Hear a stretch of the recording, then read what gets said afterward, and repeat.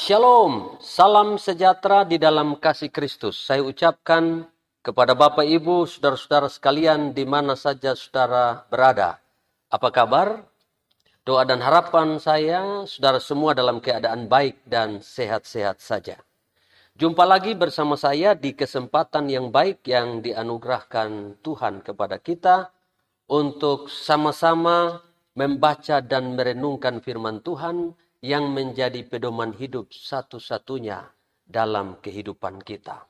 Saya berharap saudara semua masih tetap bersemangat untuk menerima kebenaran firman Tuhan.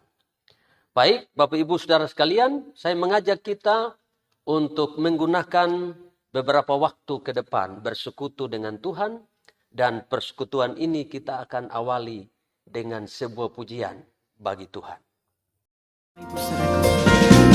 Yang terutama di dalam hidup ini, meninggikan nama Yesus. Yang terutama di dalam hidup ini, memuliakan namanya. Katakan lagi. Yang terutama di dalam hidup ini, meninggikan nama Yesus. Yang terutama di dalam hidup ini, memuliakan namanya.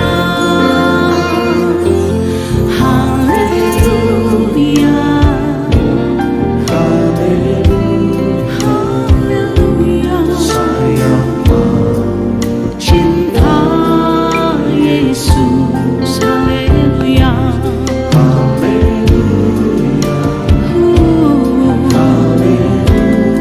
saya mau cinta, saya mau cinta Yesus. Katakan lagi, yang terutama. Yang terutama di dalam hidup ini, meninggikan nama Yesus. Yang terutama di dalam hidup ini, memuliakan namanya. Sekali lagi katakan, yang terutama. Yang terutama di dalam hidup ini, kami mau tinggikan Engkau Tuhan. Nama Yesus. Oh, yang terutama di dalam hidup ini, memuliakan namanya. Haleluya, haleluya. Saya mau cinta Yesus. Haleluya, haleluya.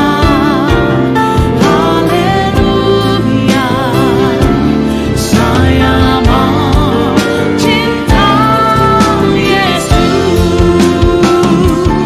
Haleluya, haleluya. Bapak, Ibu, saudara-saudara yang dikasihi oleh Tuhan Yesus Kristus, saatnya kita akan membaca dan merenungkan kebenaran firman Tuhan yang akan saya sampaikan pada kesempatan ini dengan tema hal yang harus kita pikirkan dan lakukan dalam hidup kita. Ayat bacaan terdapat di dalam Injil Lukas pasal yang kelima, ayat yang ke-22. Demikian bunyi firman Tuhan. Akan tetapi Yesus mengetahui pikiran mereka, lalu berkata kepada mereka, apakah yang kamu pikirkan dalam hatimu? Bapak, Ibu, saudara-saudara sekalian, pertanyaan Yesus apakah yang kamu pikirkan dalam hatimu? Ini adalah pertanyaan yang sangat penting. Kenapa? Karena apa yang kita pikirkan itu menentukan tindakan-tindakan kita. Pikiran yang baik akan melahirkan tindakan yang baik, dan tindakan yang baik akan membawa kita pada tujuan yang benar dan mulia.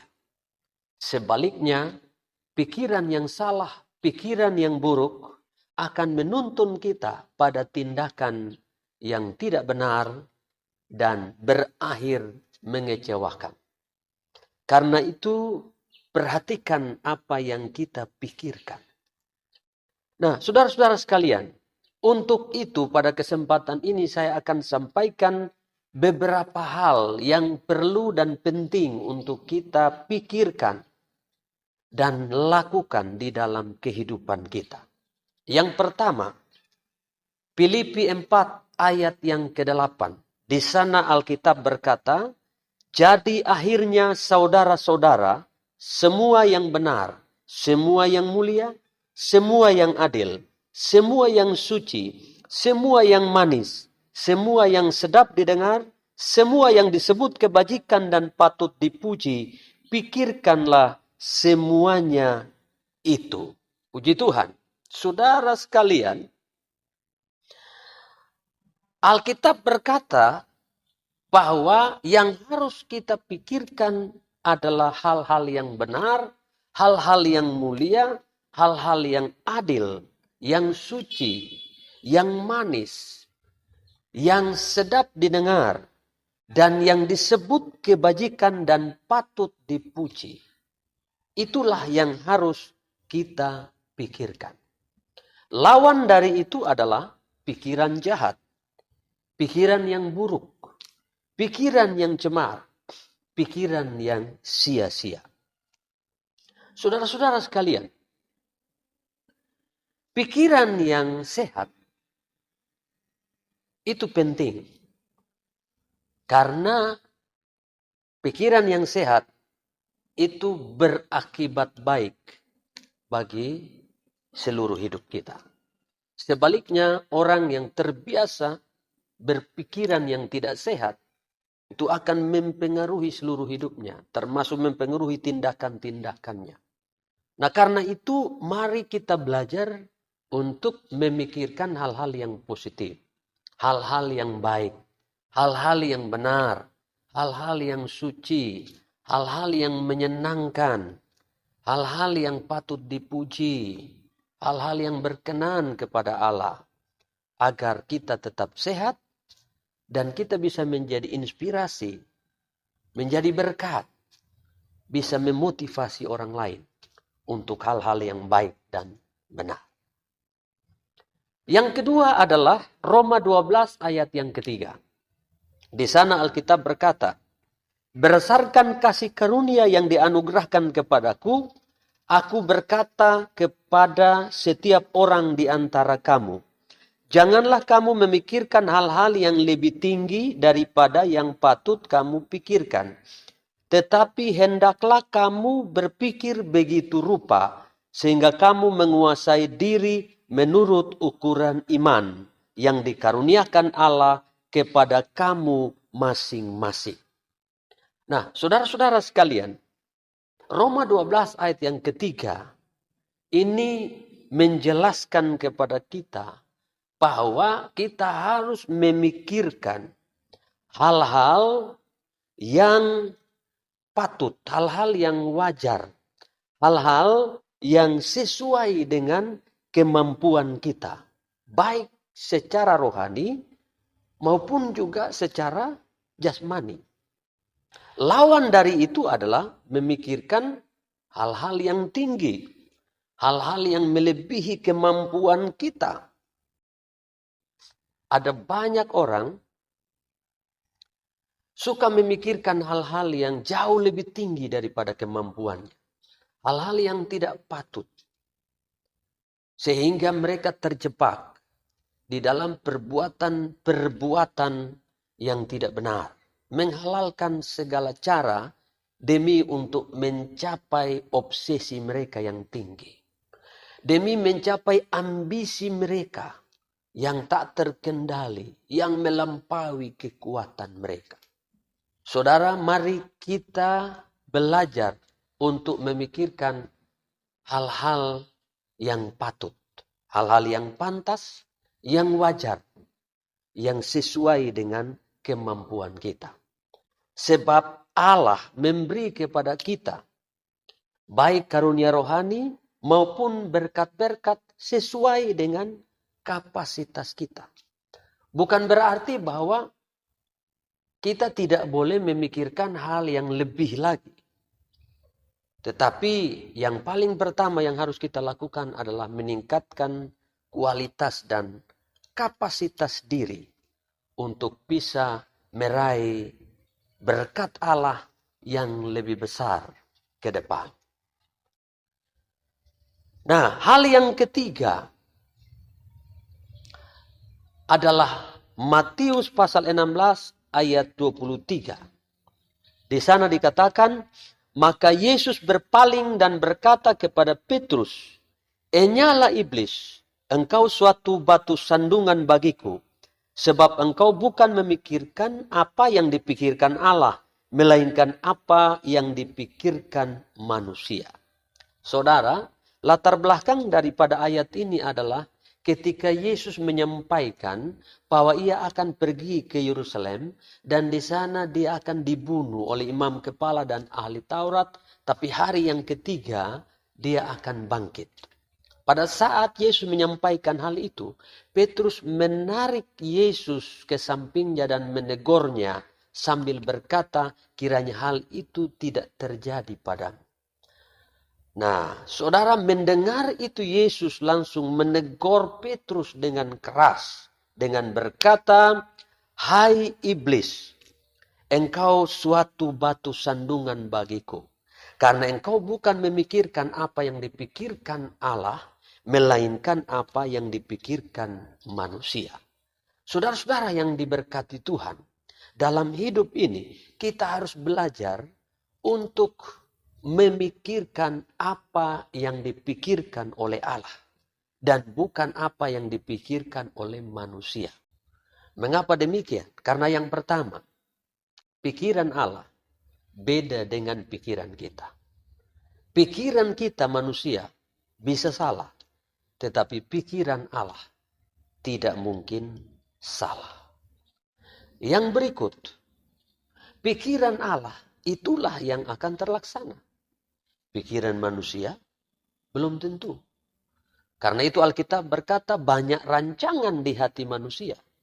Tapi keputusan Tuhanlah yang terlaksana. Selain itu, mengapa kita harus memikirkan apa yang dipikirkan Allah? Karena hal yang paling mulia dan bernilai tinggi di dalam hidup ini adalah memikirkan dan melakukan apa yang dipikirkan dan dikehendaki oleh Allah di dalam kehidupan kita. Karena itu Bapak Ibu Saudara sekalian, jangan menyodorkan pikiranmu untuk direstui oleh Allah. Tapi mari belajar untuk mengambil pikiran Allah menjadi pikiran kita dan lakukan itu dalam seluruh hidup kita. Kemudian yang keempat adalah Kolose 3 ayat 1 sampai dengan ayat yang keempat, firman Tuhan berkata begini.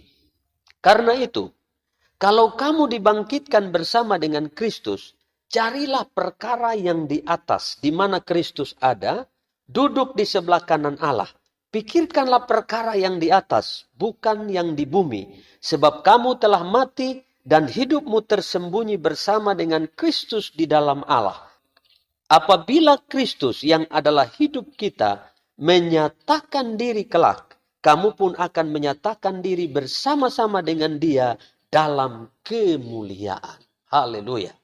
Nah, saudara-saudara yang diberkati Tuhan, menurut ayat ini, hal-hal yang kita pikirkan adalah hal-hal tentang kerajaan Allah.